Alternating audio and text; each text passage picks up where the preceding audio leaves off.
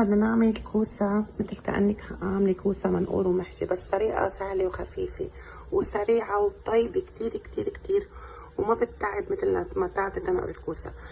وما منك بحاجة تجيبي حبوب كوسة صغير مثل اللي بدك تنقريهم وتحشيهم، فيك تجيبي كوسة كبير.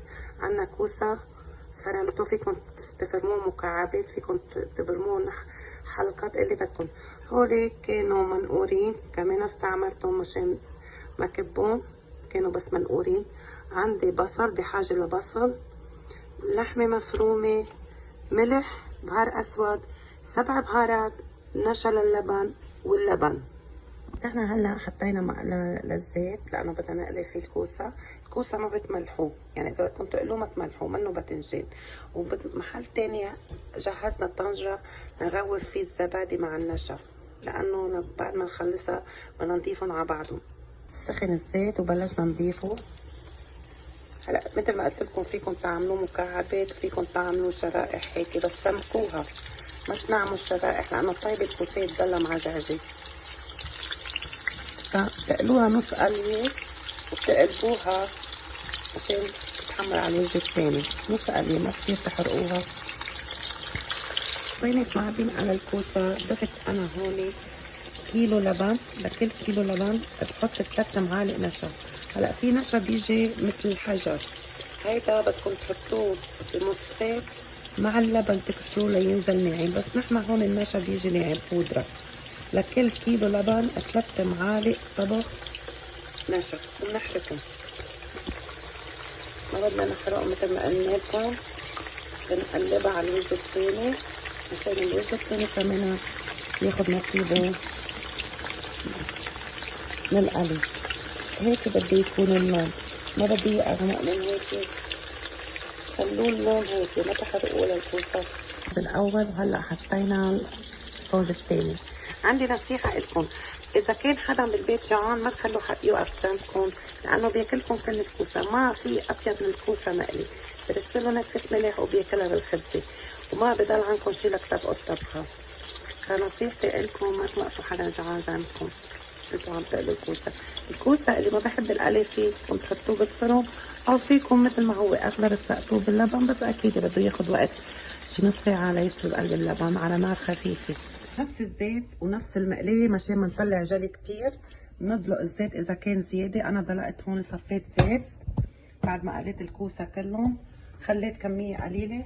الخطوه الثالثه اللي بدنا نعملها، بدنا نجيب البصله اللي فرمناها نقليها بنفس السوائل.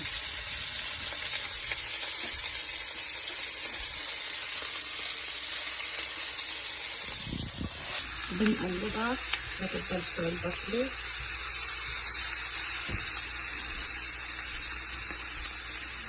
لازم كنا قلنا لكم طبخه للفيجيتيريان لو ما يضيفوا لحمه، لاخواننا المسيحيين كمان لما بيقطعوا اللحمه بالسكين فيهم كمان يعملوها بلا لحمه، بس اليوم بدنا نعملها بلحمه. هلا ضفنا اللحمه بعد ما البصل شوي استوى. ما بدنا نحرق البصل، بنبلش نقلبها. انا بحط لحمه غنم، لحمه بقر، ما بأثر، انتوا اللي بتحبوا حطوا. مثل ما قلنا لكم هيدي طبخه كمان خصوصي للي ما بحب ياكل لحمه، فيكم ما تضيفوا اللحمه للفيجيتيريان نباتيين. احنا شايفين احبائي اللحمه تقريبا استوت خلصت. بنضيف عليهم البهارات، هو عباره عن 7 بهارات، فلفل اسود وملح.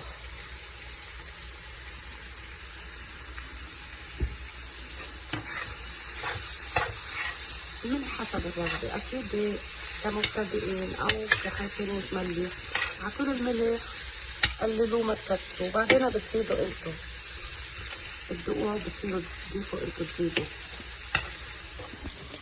بنخفف على النار، والكوسه اللي قليناه ندلقه فوقها. بنضيف الكوسه على اللحمه. انا حسيت المقليه كانت صغيره عليهم، جبت صينيه اكبر وقلبتهم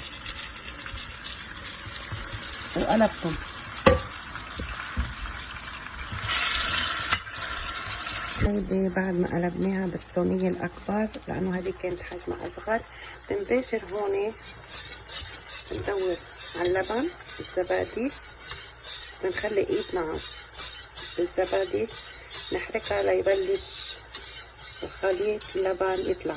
مثل ما ذكرت اخواني حطيت انا هون كيلو ربع لبن، او فيكم تحطوا كيلو حسب. اذا جابت كتير لبن بتضيفوا نص كوب ماء و3 معالق كبار نشا. نخلط ليسخن يطلع يبلش يدقدق. إذا اللبن كتير قاسي بتضيفوا نكهة مي، مقدار فنجانين مي. بس هلا أنا هيك دغري أنا اللبن عندي منيح بحركه، بولع النار تحته وببلش بالحرك. مثل ما شايفين بلش اللبن يطلع، شفتوه عم ببقبق. دغري بنشيل هيدا الخليط وبندلقه على الكوسة.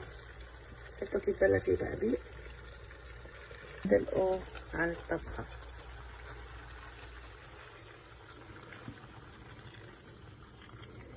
بنحطه على نار خفيفة كتير مدة 10 دقايق.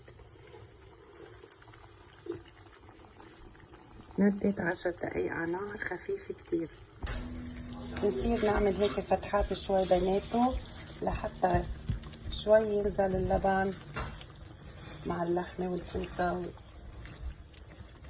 شوي بنعمل هيك فتحات، نتركه على نار خفيفة مثل ما قلت لكم 10 دقايق. مع بينطبخ الكوسة مع اللبن مع الخلطة كلها رح نفلفل الرز على جنب أبيض. أي نوع رز فيكم تفلفلوا على جنبه. أنا رح فلفل رز أبيض مع شعرية.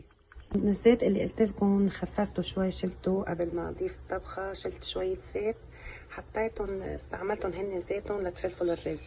هلا بدي أعملكم الرز. نضيف الشعرية، أنا بحب كتير الشعرية،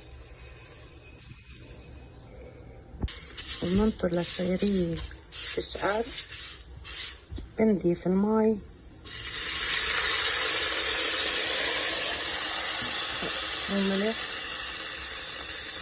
والملح حسب الرغبة. بلشت المي تغلي بضيف الرز. ما تضيفوا الرز قبل ما المي تغلي، هو قلب بجبل ما بيطلع مهرهر. بنضيف الرز سوري، بنحرك، بننطرها لأنه الرز بينزل شوي بارد، رح يوقف عملية الغليان لدقيقتين.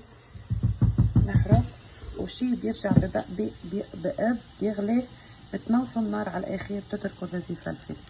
وقت بينما ناطرة أنا الرز يخلص عم بحمص شوية صنوبر للتزيين. فيكم تستعملوا نفس الزيت اللي شلناه من قلي الكوسة.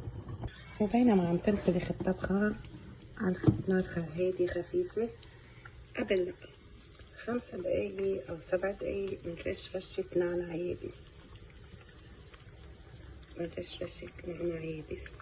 نتركها بعد 5 دقايق. الرز بدي اورجيكم كيف طالع. ليش بقلكم انطروا ليغلي المي؟ شفتوا؟ حبة بحبتها، حبة بحبتها. إذا حسيتوا الرز شوي ناشف فيكم تزيدوه قدر فنجانين مي وترجعوا تسكروا عليه. هي الرز. وبعد ما خلصت طفينا عليها، عم بنزينها بالصنوبر.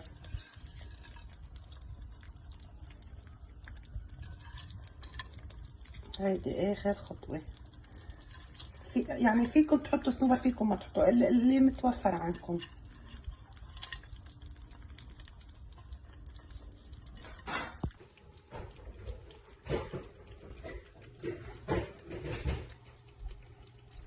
صار وقت التقديم.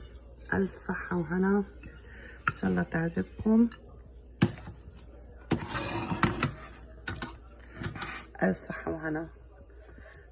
دعموا لنا الصفحة لايك وتشير، إن شاء الله بتعجبكم.